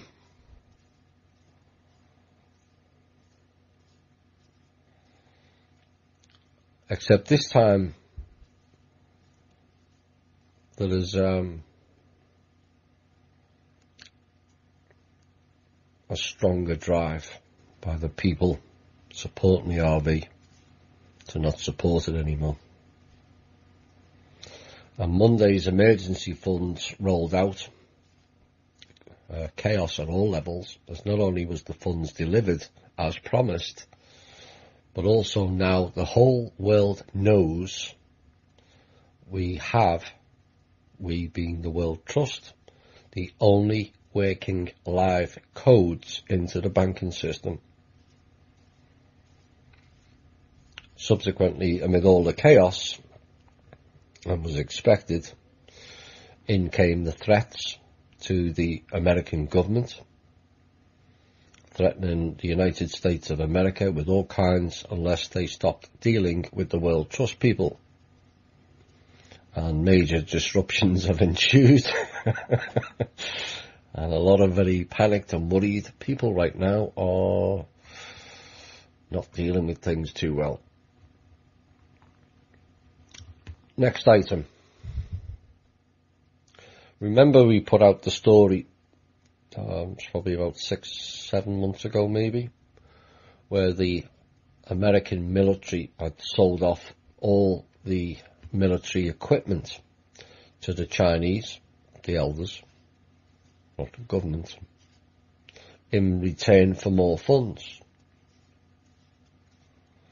Well, the deal was we had to sell, we being America, all or most of our military hardware in return for receiving funds to keep the US military and the country going. In that order, I might add. And then what happened is the Chinese then loaned back all the military equipment at a cost until they demanded delivery. Well, now we have a problem, because now they are demanding delivery of all our military equipment. Oops. So our military is now in deep poop of what to do. And for those of you who don't know, the military have been operating on Rothschilds and Chinese elders funds, which is ran through the DoD vouchers. Nothing major in the way of funds, but a sufficient flow of money to keep going. And now the military realises they've been put, and ultimately have put this country in dire jeopardy. Their only way out of this mess now is via the World Trust, which is us. But the Rothschilds and the Chinese elders have threatened, if they attempt, they being the military, to pull funds out of the World Trust account, the Chinese will cut off their funding and demand military equipment straight away. And it will also pull all support funding to the Pentagon. So, say the military wanted a small liquidity fund to keep going, the Roths and the Chinese will cut off the funding that they've been given them and demand all our military equipment and cut the support to the Pentagon. Now, quite how America's top brass got into this mess is beyond me, and no doubt it will be debated long and hard into the future. But where do we stand now? Well, the military is in a giant pickle, and it's backed into a corner with potentially no funding and no equipment. And now they have a real defined choice that will have to be made by them in the next 24 to 72 hours, I suspect. I don't think it will go on longer. To either go without funding and wait for the RV, that will never happen, or get funding from the World Trust, but with conditions of cleaning house and operating in a better way. That's what they face in the next 24 to 72 hours. We may have a decision within the next 24 hours on that. I hope they make the right choice. But even if they don't, the world will all see who the problem really is. That's why I did the piece last Saturday night after Hayden's show. That's why I did the piece last Thursday also.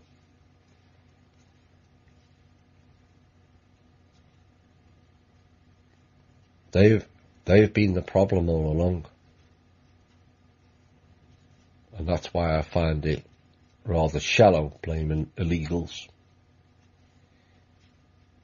They sold all, not their military equipment I might add, because they didn't pay for it. The people paid for all the military equipment. And they sold it to the Chinese. You know, those scary people that are always coming to get us like the Russians. They sold it all.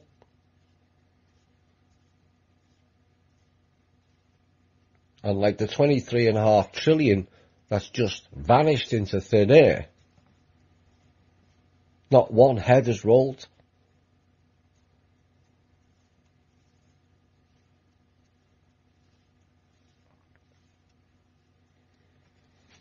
So where does the World Trust stand? Well, we've gained a lot of traction this week. We've spoken to a number of people, top people. Some were helpful, some continued their nonsense, and some were exposed as frauds that we suspected to begin with. But where we have gained traction is in the military to say up to a certain level,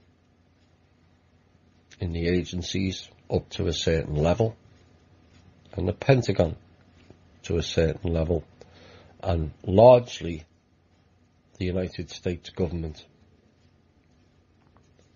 The United States government is now pushing all financial entities to work with Miss Manor and the World Trust.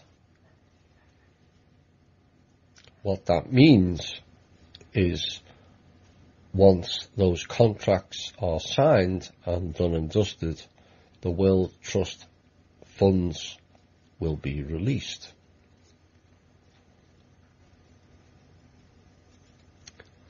Let's all cheer. So the US government is now pushing all financial entities to work with the World Trust. That's why I played the opening song, Hero of the Day. The people connected with myself and this show are all heroes of the day. You have no idea the threats, the amount of hours, the bullshit, the drivel those people have had to hear from clowns. And we've retained our dignity and kept going forward with the truth.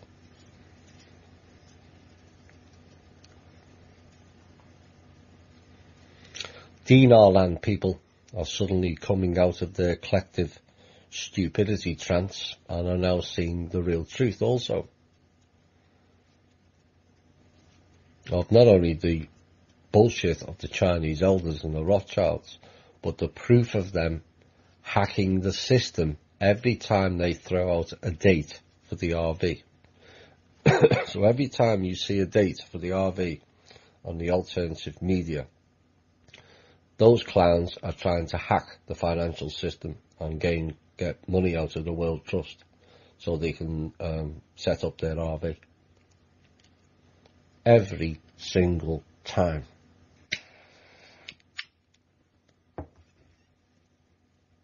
and they've been shown the evidence. So this week, knowing that we had live codes, a challenge went out for the people in Dinar land, and the challenge was, show us the codes. We will produce our live codes, and you go and speak to the Chinese elders to produce theirs. Well, they couldn't produce anything. Go figure. And a case of a massive oops. So now a whole load of Dinar people are and have started to jump ship, again in support of the World Trust.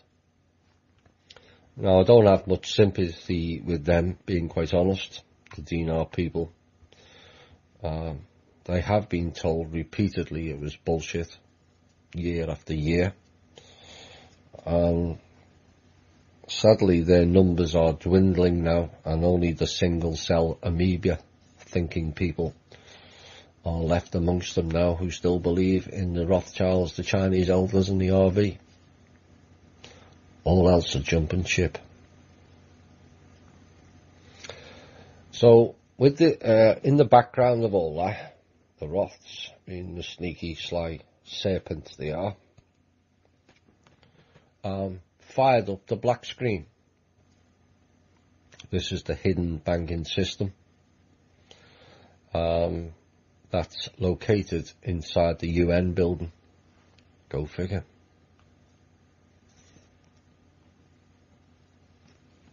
And then started creating SKRs to try and transfer fake SKRs, which is safe keeping receipts, IOUs, basically to you and I. Transfer these fake SKRs out so they can allocate real funds against it. Except no one would issue certificates, coin or currencies for their fake SKRs. No one. Oops. So now the Rothschilds, disingenuous as they are trying to force the US government to issue a new note. We've all heard them before. USN, TRN, you name it. I mean, how many more fake notes do you want in circulation? You have to laugh. But here's the real note to you.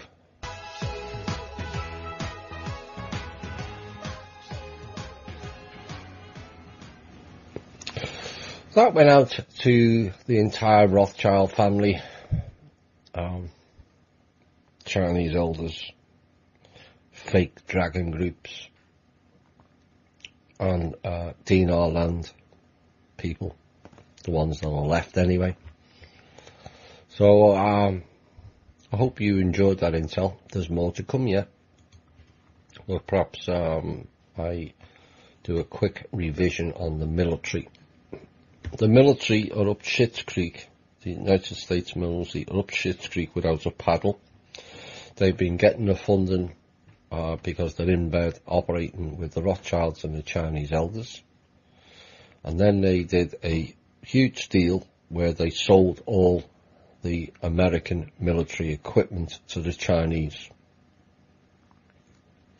to keep them going, and loaned or leased all the equipment back on the condition that one day the Chinese elders and the Rothschilds would demand their equipment, or could. Well, now they have. So the military is backed into a corner. The military have been supporting the Rothschilds and the Chinese elders at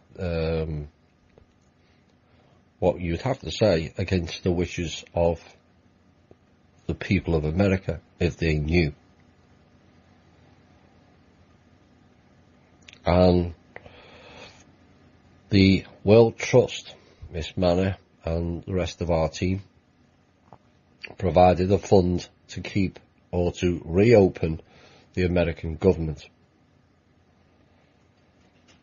So we proved we had the funds and we had the codes.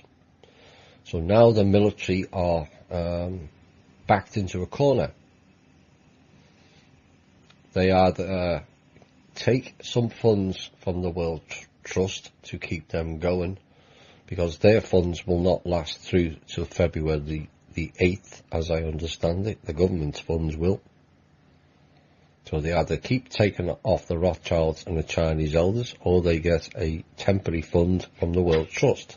Should they do that, the Roths and the Chinese elders have threatened to cut off their funding altogether, demand all our military equipment, which means planes, warships, everything. They sold it all. And the Roths will also stop providing funding support to the Pentagon as well.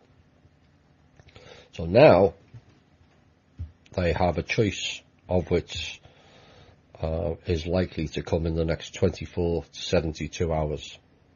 Because the Rothschilds and the Chinese elders will not deliver the payments again tomorrow with their bogus RV. Like I said earlier, when they had control of the accounts over in Asia and the Dragon groups, they never gave America a single cent. And yet, we're able to give the Rothschilds 20 million back in 1520. 20 million's a lot of money now. Imagine how much it was back then. Out of the people's trust. It's not their trust.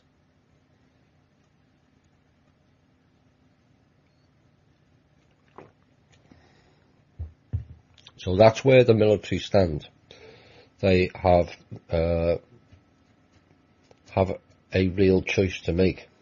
They either support America and get us back into a program of doing things in a better way via the World Trust, which clears all the debt and provides funding for projects in this country which will create millions of jobs. Or they continue with the Rothschilds, Chinese elders plan, which will end up with a permanent government shutdown, and we will lose millions of jobs. I hope they make the right choice, because now the American people, because this will go out. This show goes further than people realise, including myself, sometimes. It will go out. You're now in a spot, you sold this country out, and you now are backed into a corner where you have to make a choice. I hope you make the right one.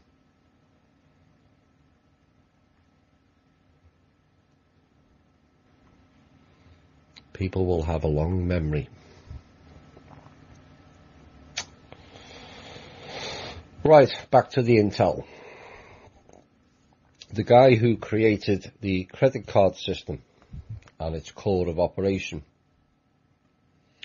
I think it was either today or yesterday, was threatened and told, today it was,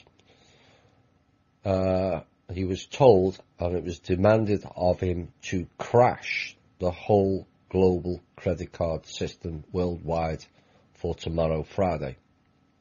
Why? Well, it will obviously create much panic, chaos and confusion, which will then overlook the fact that the Rothschilds and the Chinese elders have not delivered the payments again tomorrow. Distraction event. An inconvenient and convenient diversion. Suffice to say, the demands will not be met. Too many are watching now. Far too many, for their liking anyway.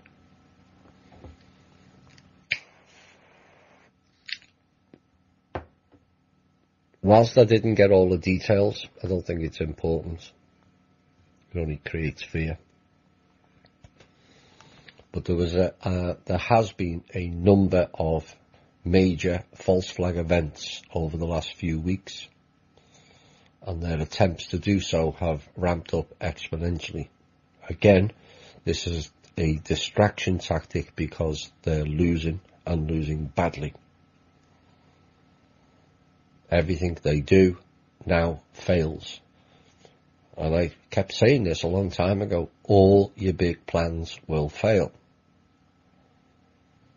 Perhaps they should have listened to this show. Well, I digress. And they're trying to do, what they're hoping to do with the false flag is a much larger event than even 9/11 was.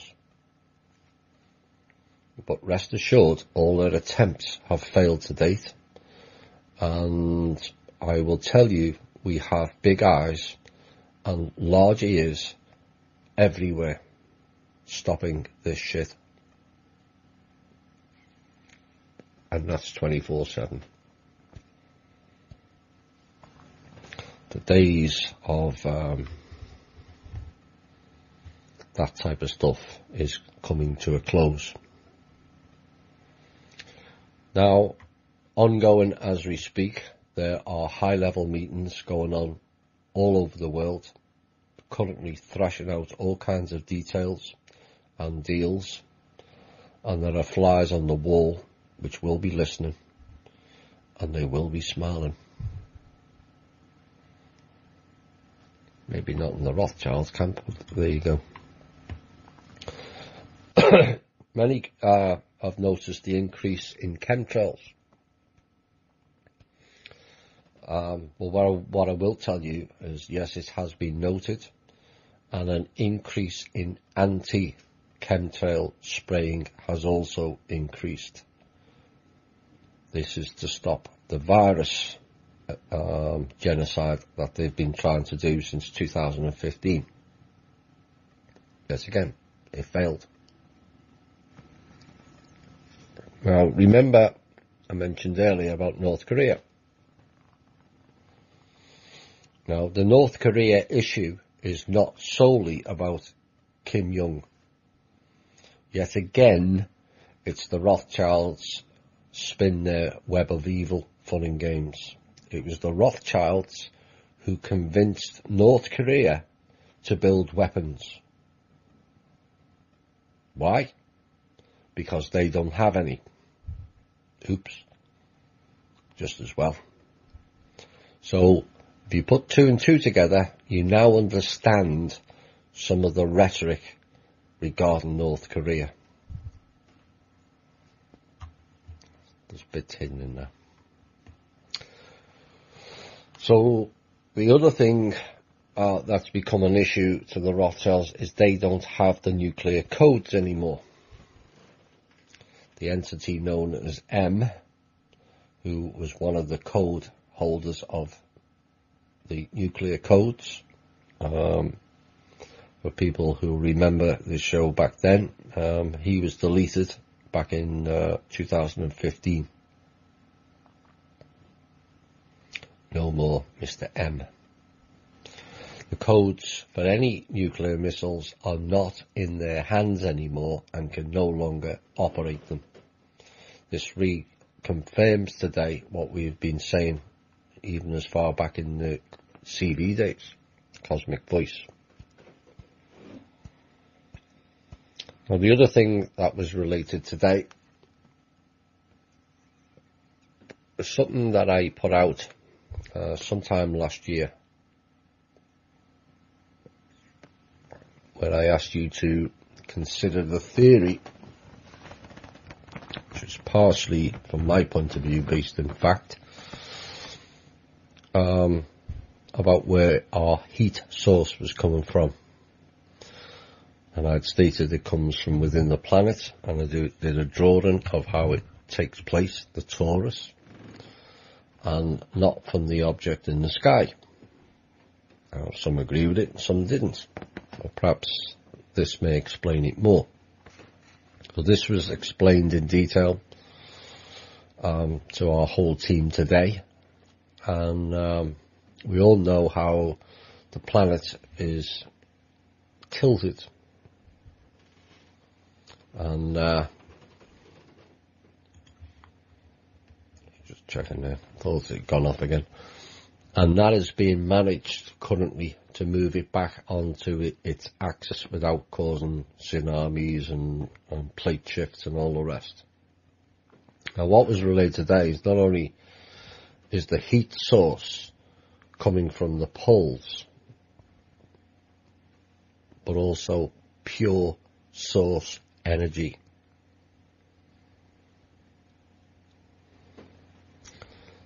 Now, this was known in the past. Some people who have been to Russia, because it's nearer the pole, have said the energies and frequencies there are off the charts. Everyone just feels better, particularly if you go to St. Petersburg.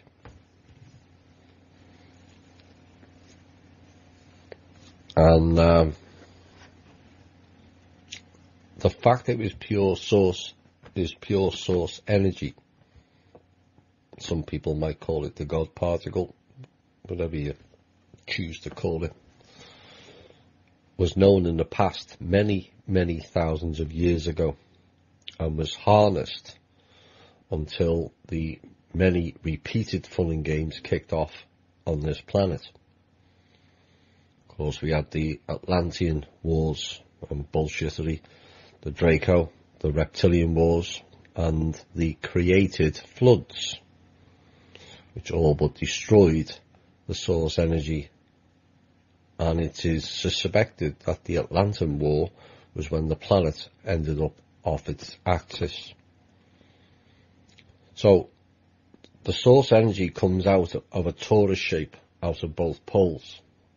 And when the system is working correctly, the shape that forms in an even spread across the whole planet is the flower of life. And this planet had it in the past. And this is why that shape is documented in every country all over the world. Now, one of the plans, which I'll get into in a minute, is there was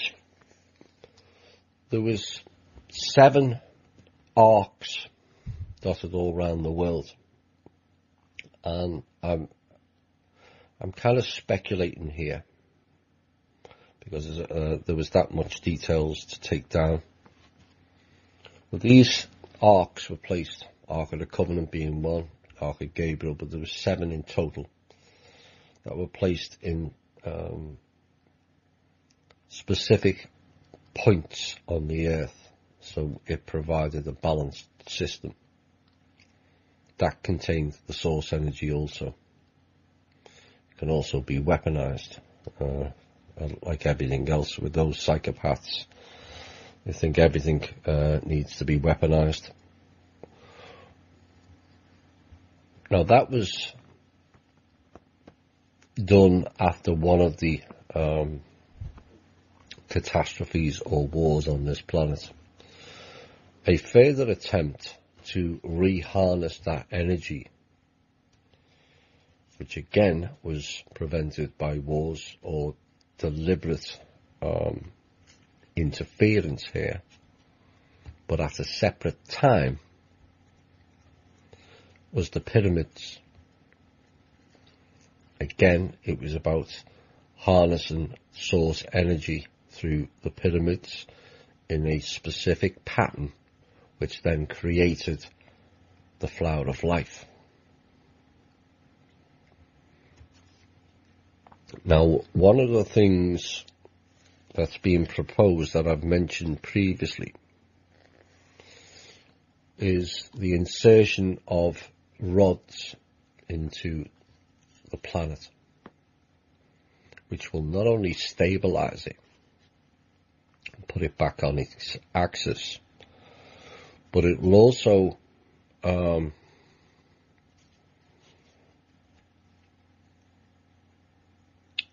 create weather conditions more conducive for the whole planet once it goes back on its axis. Basically, that there won't be the extremes of the cold, severe north and severe south, and there won't be extreme heat around the equator.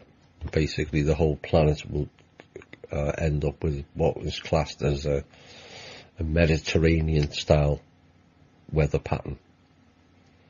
So there won't be excessive temperatures, for instance, like Florida at 95 plus humidity 110, and some of the desert places where it's in the summer it's over 100.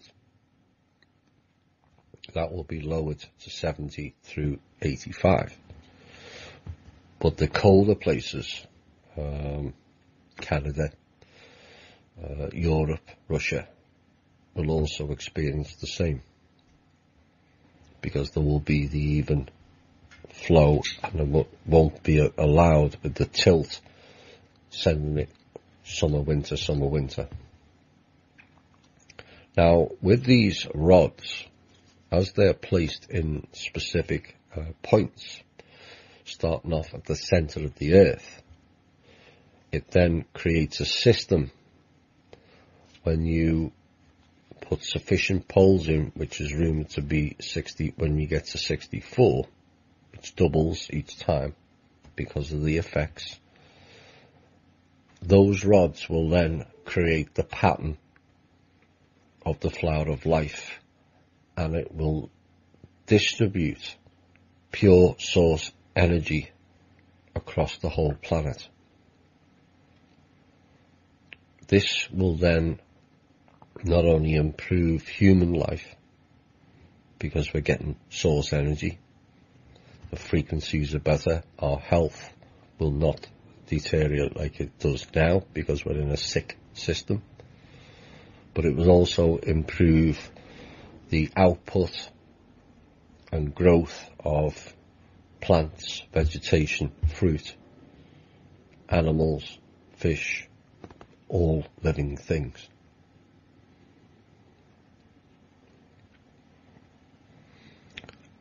A timeline? I can't say. We weren't given a timeline, but I don't think it's that far away. But it starts at the two poles. Magnetic north, magnetic south, and that's where source energy came from. Of course, as the planet descended, so did its people. And maybe that explains last week, and I asked why everything that comes here, not just humans or Draco, but the angels and the animals and the fish and the birds, they're all predatory.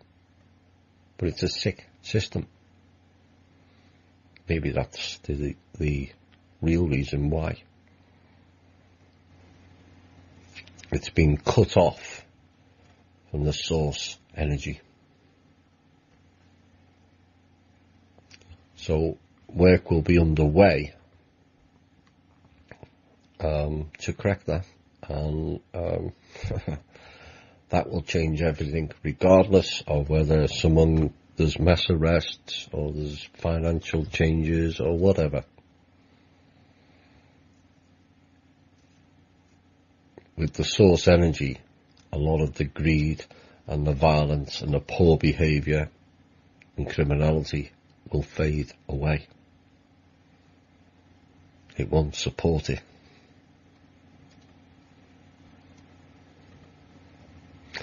So that's the intel for tonight. A much more positive outlook. I'm going to skip the questions tonight. We've kind of run out of time, and I've had a rather busy day myself. But summing up is there's a potential for some real change in the next 24 to 72 hours. Like I mentioned earlier, the military have a choice. you best make the right one, because the people will all know. It's as simple as that. You've sold this country out for long enough, and it's time you put the people first. And like I said, if Trump delivers all that, hands up, fair enough.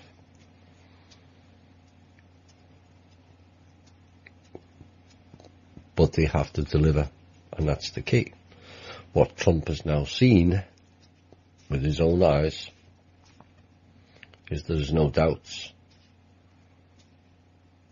which group is interested in benefiting the all and which group isn't. There's no doubt which group wants to go forward and create projects for the benefit of humanity and jobs and get people to thrive. And the program of the Rothschilds and the old guard wants to carry on controlling people, stifling people, making people struggle, making people die.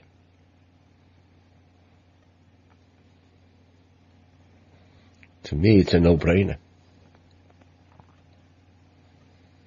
But we have to be aware there's the elements of threats. Those people are nasty. To them, life doesn't matter. It's only them winning that matters.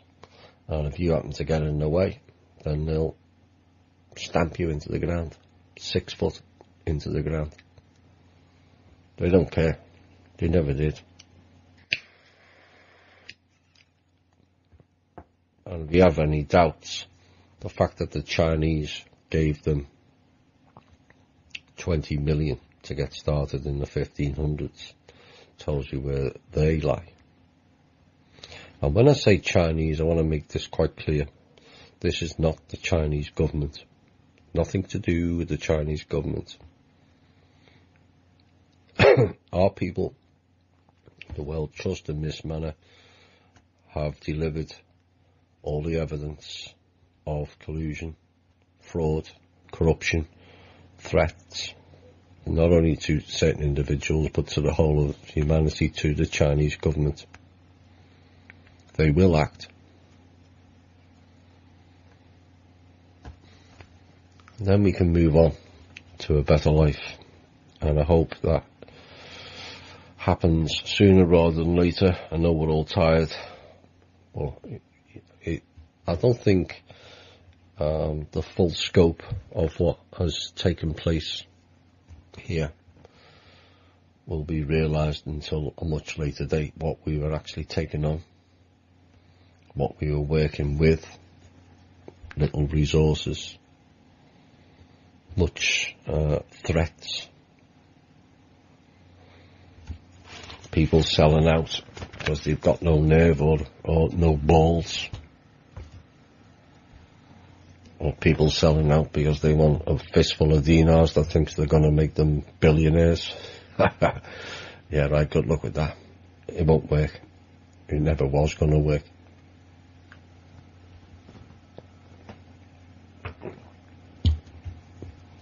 So,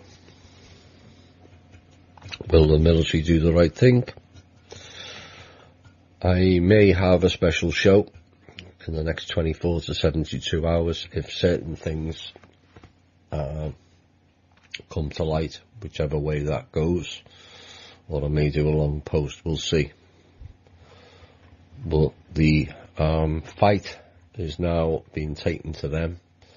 They're running far and wide, and all they have left is threats.